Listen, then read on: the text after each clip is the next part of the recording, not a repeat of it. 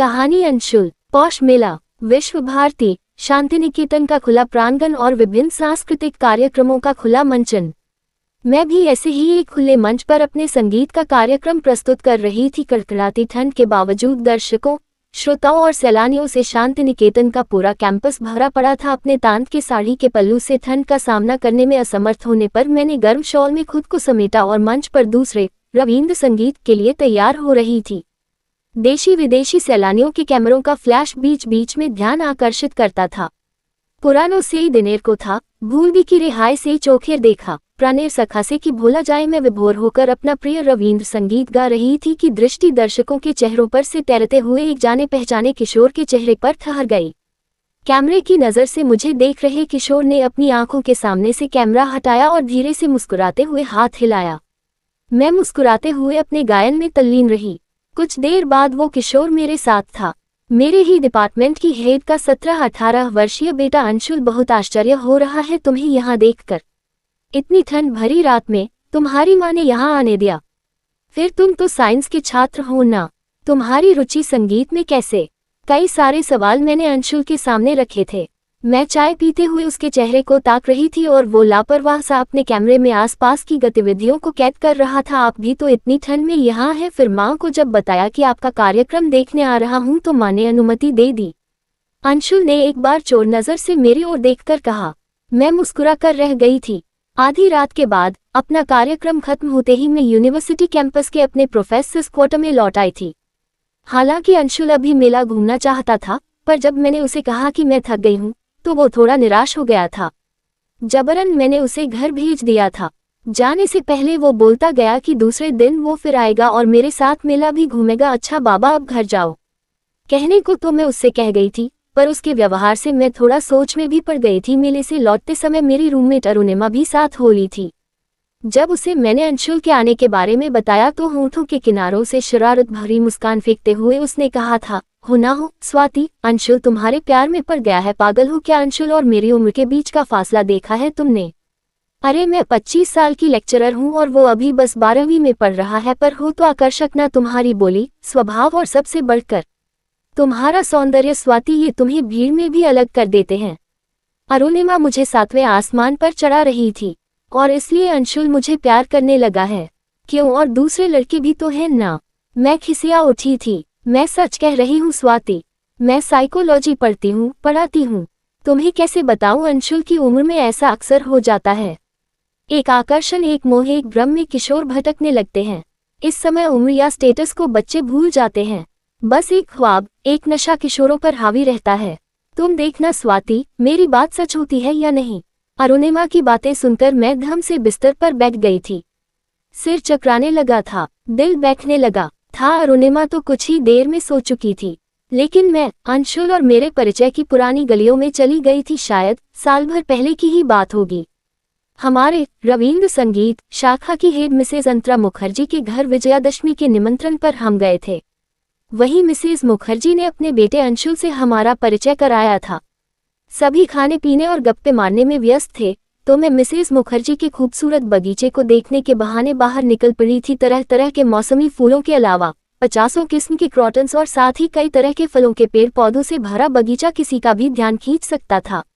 मैं धीमे कदमों से हर पौधे और पेड़ को देखते समझते हुए बगीचे के सौंदर्य को घूंट घूंट पी रही थी कि बगीचे का माली सामने आ गया। दीदी, लगता है आपको पेड़ पौधों का शौक है। हूँ हाँ काका, फिर बगीचा बनाया भी तो गया है। बेहद मन लगाकर मैं गुलमोहर के पेड़ में नीचे लगे गुलदाउदी के पौधों को देखते हुए बोली थी, हाँ ये सब अंशुल बाबा के दिमाग का कमाल है। उसे ही तरह तरह के पौधों को इकट्ठा करने का शौक था। पीछे से मिसेज मुखर्जी ने आकर कहा तो मैं थोड़ा चौंक पड़ी थी। शौक था मतलब अब नहीं है क्या? पीछे पलटकर मिसेज मुखर्जी के चेहरे को टटोला था मैंने। पहली बार मैंने उन्हें कुछ उदास, अन्ना सा देखा था, जैसे कोई राज उन्होंने जबरन दबाया हुआ है। नहीं, दरअसल अब क्या करोगी सुनकर? बेकार में तुम्हारा मन दुखी होगा, मैंने उन्हें टोका था। मैम आप अपने बेटे के बारे में कुछ बताए ना। कुछ देर को हमारे बीच चुप्पी छा गई थी। फिर मुझे लगा कि इस तरह मुझे उनके घरेलू मामलों में, संबंधों के बारे में शायद नहीं पूछना चाहिए था, इसलिए मैंने फिर लज्जित होकर कहा, मैम प्लीज बुरा मत मानिएगा। दरअसल आपका बेटा अंशुल कुछ गुमसुम सा, अकेला सा लगा था। इसलिए स्वाति तुमने ठीक पकड़ा। आश्चर्य है कि 2 मिनट में ही तुमने उसे कैसे समझ लिया मैम, वो बेहद प्यारा लड़का है। शायद उसने पिछले साल ही स्कूल फाइनल पास किया था ना, और मार्क्स भी काफी अच्छे थे ना, मैं कुछ याद करते हुए बोली थी। हाँ स्वाति, तुम ठीक कह रही हो। मेरा बेटा अंशुल बेहद अच्छा लड़का है, आज्ञाकारी है, पर बेहद संवेदनशील है। वो बचपन से ही उसे मेरी तरह संगीत का और अपने पापा की तरह बागवानी का शौक भी रहा है। वो फोटोग्राफी भी कर लेता है। अपने पापा के साथ उसने जगह जगह से पौधे इकट्ठे कर इस बगीचे को संवारा है, पर पिछले साल उसके पापा की मौत और कुछ दिनों पहले कैंसर से उसके प्रिय दोस्त की मौत से उसे गहरा सदमा लगा है। वो बिल्कुल टूट गया है, भीतर से किसी भी चीज में रुचि नहीं ले पा रहा है। कहता है एक दिन तो सब खत्म हो जाएगा, फिर क्या फायदा, यहाँ तक कि खुद को भी भुला बैठा है। पहले तो वह हमेशा बन ठन कर उछल कूद करता, खुश रहा करता था। जिंदगी के प्रति गहन आस्था थी उसे, जिंदगी में कुछ करना चाहता था, वह अपनी अलग सी पहचान बनाना चाहता था। लेकिन आज वह बेटा मेरा जिंदगी को जैसे घसीट रहा है। नाम मात्र को पढ़ाई करता है ताकि मुझे दिलासा मिलती रहे, पर मैंने अक्सर उसे अकेले में शून्य को ताकते हुए गहन सोच में डूबे देखा है। माँ हूँ मैं उसकी, बोलो कैसे बर्दाश्त कर सकती हूँ ये सब। रोती हूँ, समझाती हूँ, पर मिसेस मुखर्जी की आंखें नम और स्वर भारी हो उठा था। मैंने उनके हाथों को थाम लिया था, कांप रही थी वो। मुझे अपराध बोध होने लगा था। माफ कीजिएगा मैम, मुझे आपके दुखों को छेड़ना नहीं चाहिए था, पर विश्वास कीजिए मैं इसका हल ढूंढने की कोशिश जरूर करूंगी। आपने किसी मनोचिकित्सक से बात की, काउंसलिंग वगैरह? हाँ स्वाति, वो भी साथ चल रहा है, पर डॉक्टर्स कहते हैं कि उसे प्यार की, कंपनी की ज्यादा जरूरत है। अब मैं उसके दोस्तों को भी घर पर बुलाती हूँ, पर मेरा बेटा उनसे घुल मिल नहीं पाता है। उसके दोस्त अपने में खो जाते हैं और उन्हें पता ही नहीं चल पाता कि अंशुल कब धीरे से उनसे अलग टेरेस पर अकेला बैठा आसमान की ओर देख रहा है। तुम ही बताओ स्वाति, मैं कितनी कंपनी दूं उसे? मैडम मैं आपके साथ हूँ, मैं देखती हूँ आपके लिए क्या कर सकती हूँ। और उस दिन से ही अंशुल की समस्या में मैं डूबने उतराने लगी थी। अंशुल के डॉक्टर्स और काउंसलर से मिलकर उसकी समस्या को समझने के बाद लगा कि मैं कॉलेज के बाद अगर कुछ समय उसके साथ रहूं तो शायद कुछ कर पाऊंगी। धीरे धीरे मैं जबरदस्ती अंशुल को तरह तरह की बातों में खींचने लगी थी। उसे अपने साथ बाजार, मेला और विभिन्न सांस्कृतिक कार्यक्रमों में ले जाने लगी थी। अब उसे जीवन का अर्थ, आकर्षण फिर से समझ में आने लगा था। तब एक दिक्कत हो गई कि वो मुझे कुछ ज्यादा ही अपने साथ रखना चाहता। अक्सर रात का खाना साथ खाने की जिद करता तो मैं उसके साथ डिनर कर लेती। फिर वो अपने घर ही मुझे रात को ठहर जाने को कहता। इतना बड़ा घर है हमारा, क्या आपको रात के लिए एक कमरा भी नहीं मिल सकता? फिर मम्मी भी तो चाहती हैं। अपनी माँ के सामने वो मुझे कहता। मिसेस मुखर्जी मुस्कुराते हुए अपने बेटे के बदलाव को देखती, पर मैं सकपका जाती। अंशुल क्यों मुझे किसी संबोधन से नहीं पुकारता? मैम मैडम नहीं बोल सकता तो दीदी या आंटी भी तो कह सकता है। मेरा मन इस बात को लेकर परेशान था, पर चाहकर भी मैं उसकी माँ से इसका जिक्र नहीं कर पा रही थी। हालांकि अपनी दोस्त और रूममेट अरुणिमा से ये बातें बताती और वो हंसकर कहती, दी अब धीरे धीरे अंशुल से अपना पीछा छुड़ाने की भी कोशिश करो, नहीं तो लेने के देने पड़ जाएंगे। वैसे भी अब वो नॉर्मल हो चला है, तुम उसे किनारे करो। मैं चुप होकर उसकी बातों के अर्थ समझने का प्रयास करती। ऐसा ही एक शाम मैंने किया था। मौसम के बिगड़े रुख को देखकर मैंने कॉलेज से लौटकर मिसेस मुखर्जी के घर ना जाने का मन बनाया था। फोन पर बताना चाहा, पर फोन डेट पड़ा था। मैं यूं ही कमरे में लेट गई थी। बाहर तेज रफ्तार से कालबैसाखी का आंधी तूफान कोहराम मचा रहा था। तेज हवा, बिजली का चमकना और बारिश। ऐसे में मैं भला कैसे बाहर जा पाती, पर उस आंधी तूफान ने अंशुल को आने का रास्ता दे दिया था। अचानक अंशुल को सामने देख मैं डर गई थी। सिर से पांव तक गीला, बिखरे बाल, भयभीत आंखें। मैं उससे कुछ पूछती उसके पहले अंशुल ने ही मुझसे पूछा था, आप ठीक तो है ना? हाँ मैं तो ठीक ही हूँ। अपना तौलिया उसे बढ़ाते हुए मैं बोली थी। आप आई नहीं तो मुझे लगा कहीं आंधी तूफान की वजह से रास्ते में तो फंस नहीं गई। सारा रास्ता मैं आपको ढूंढते हुए आया। अंशुल परेशान हो उठा था। अंशुल तुम क्यों आए? ऐसे आंधी तूफान में मैं कैसे बाहर निकल पाती? और तुम भी देखो अंशुल, इस तरह मेरी फिक्र न किया करो। मैं झुंझला उठी थी। मेरे पास अंशुल को पहनाने लायक कोई दूसरा कपड़ा भी नहीं था। आप भी तो मेरी फिक्र करती है ना, फिर मैं कैसे आपकी फिक्र ना करूं? गीली आंखों को मुझ पर केंद्रित कर अंशुल ने कहा तो मेरे अंदर कुछ डगमगाने लगा था। कुछ ही देर में अरुणिमा आई। उसके पास कुछ शर्ट्स थे, अंशुल को उन्हीं में से एक दे दी थी। किसी तरह उसे हमने घर भेजा, लेकिन उस शाम ने मुझे फिर से कुछ सोचने पर विवश कर दिया था। अरुणिमा ने मुझे सलाह दी थी कि अंशुल के साथ अपना व्यवहार मैं सामान्य ही रखूं।